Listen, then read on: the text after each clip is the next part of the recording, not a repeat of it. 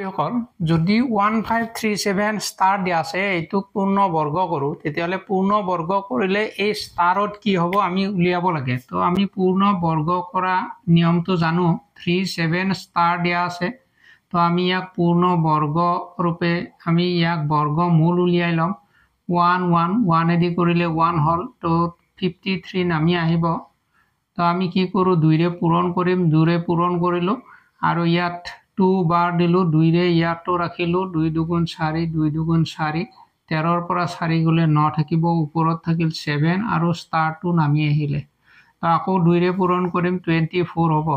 ইয়াত আমি কি ৰাখিব হাম 24 ত আমি 5 ৰাখিব হাৰলে 5 * 2 10 হ'ব 10 9 9 আছে গতিকে আমি কি ৰাখি ইয়াত বহাম 4 4 4 এ পূৰণ কৰিলে 6 4 4 16 1 2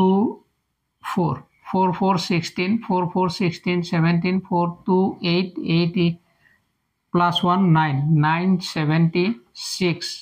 অর্থাৎ আমার ইয়াত 4 হ'ব অর্থাৎ এই রাশিটোক আমি যদি এই রাশিটোক দেখাও 1537 স্টার ইয়ার বর্গমূল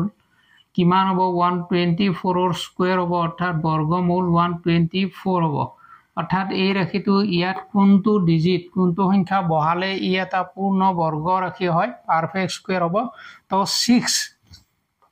আমি ইয়াত 6 টো বহাই দিলে ই এটা পূর্ণ বর্গ হ'ব আৰু ইয়াৰ বৰ্গমূল হ'ব 124